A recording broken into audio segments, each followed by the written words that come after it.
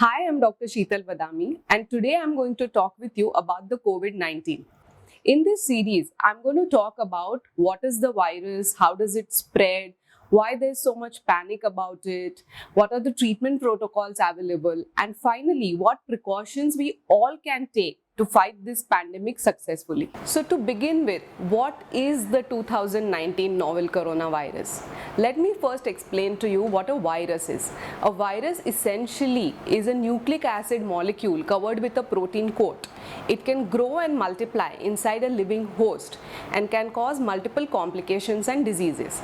Now, 2019 novel coronavirus belongs to a family of human coronaviruses like the SARS or the MERS coronaviruses as we know in past. These viruses were initially infecting on animals, but over time they have evolved and started infecting humans in the recent years. These viruses affect our respiratory system and cause symptoms right from cold, dry cough, fever, headaches, body aches, and in severe cases, even respiratory failure and death. This virus is highly contagious and it can spread very fast, and that is why we all need to be cautious. So now, why is there so much panic? Now, this virus is highly contagious, it spreads via droplets and surface contact, and it has an ability to remain active outside a host for a longer duration. Let me give you an example. If an infected person has sneezed and droplets have landed on a surface, the virus can stay active for about 2 to 14 days on that surface, and any person coming in contact with the infected surface or the infected person is essentially at risk of getting infected. This way, the number of patients can grow to thousands and hundreds of thousands in matter of days. Now, is everyone infected going to die? Not really. In fact, only 20% of infected people need hospitalization. Only 10% need respiratory support. And the mortality of this is much lower compared to the SARS or the MERS. So why is there so much panic? That's because the virus spreads very fast and the number of patients can grow to a large number in a very short amount of time. So even the 20% people who need hospitalization, the 10% who need ventilators is going to multiply very shortly. And do we have enough hospital beds or the ventilators to support them? No, we don't. And that is the real reason for the panic. So what do we need to do?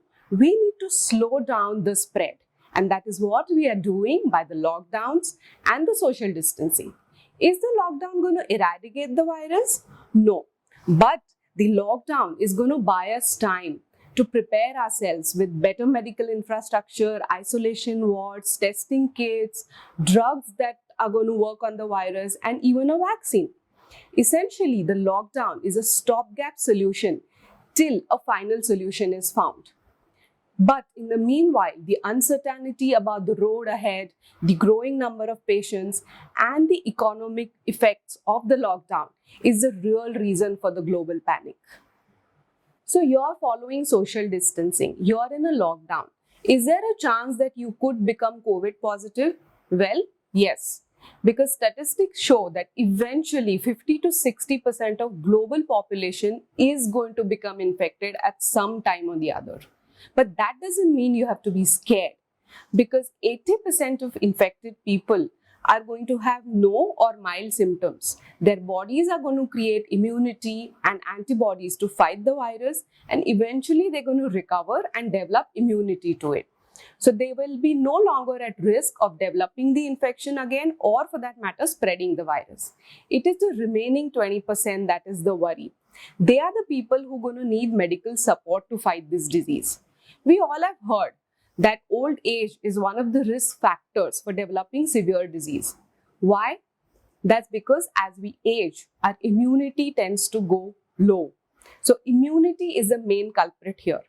So who are the people who are at risk with, who have lowered immunity? Apart from old age, if you have conditions like obesity, diabetes, hypertension, heart disease or lung disease or cancers, then there are chances that you could have lowered immunity and you would be at risk of developing more severe disease with the coronavirus. So what should you do? If you fall into this category, essentially you should take precautions, you should be educated, try to maintain a healthy lifestyle to improve your immunity. In case if you develop symptoms, get yourself tested on time, see a doctor, and get the required medical support in time so that you can fight this disease successfully. So let's understand what are the current treatment protocols. Currently, there are a lot of drugs and vaccines which are under testing and trial phase. Meanwhile, the treatment protocols are based on assessing and dividing the patients into various groups based on the stage of the disease. Stage 1 is mild infection where your lungs are not yet affected. Stage 2 is moderate infection with lungs being affected. Stage 3 is severe infection wherein your lungs and even other organs and systems of the body are affected by the disease. Further, stage 1 people are divided into 3 groups. Group 1 is asymptomatic patients. Group 2 is patients with symptoms but they don't have any other associated medical conditions. And group 3 is symptomatic patients with medical conditions like obesity, diabetes, hypertension, liver and kidney disease, lung disease, and cancers. Now, the treatment protocol is predetermined based on this staging. For example, stage 1 group 1 people are given only hydroxychloroquine to prevent progression of the disease. Stage 1 group 2 and 3 people will require, in addition to hydroxychloroquine, antibiotics and antiviral drugs. Stage 1 group 3 people also require to be monitored very closely for their respiratory function so that they don't land up in complications. Some of stage 2 and stage 3 people are the ones who would eventually require ventilatory or respiratory support. Now, the progression of the disease happens very fast and it essentially depends on your body's immunity to fight the virus and availability of proper medical care. So it's very important that it is diagnosed in time. So if you even are showing mild symptoms, make sure you get tested in time so that you can fight this disease. As I've mentioned earlier, low immunity is one of the major culprits why one could develop a severe illness with COVID-19. Globally, it has been found that the progression of disease is much faster in people over 60 years of age. A recent study done in New York and published on Medscape showed that in younger people below 60 years of age, obesity was one of the main factors determining the need for hospitalization and medical support. We all know that obesity is an underlying reason for developing many medical conditions like diabetes, hypertension, etc. Also, obese people tend to have lowered immunity. These can be the reasons why progression of disease is faster in obese people. So what do we need to do? We basically should be following a healthy lifestyle. A regular exercise and a good nutrient-rich balanced diet goes a long way in improving your immunity. Vitamins like vitamin D, A, vitamin C and zinc are known to boost immunity and have been especially found helpful with COVID-19. If you have any medical condition, make sure you take your medication on time.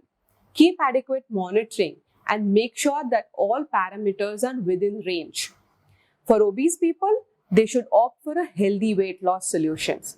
As I've always said, healthy weight loss is all about losing fat and strengthening muscles.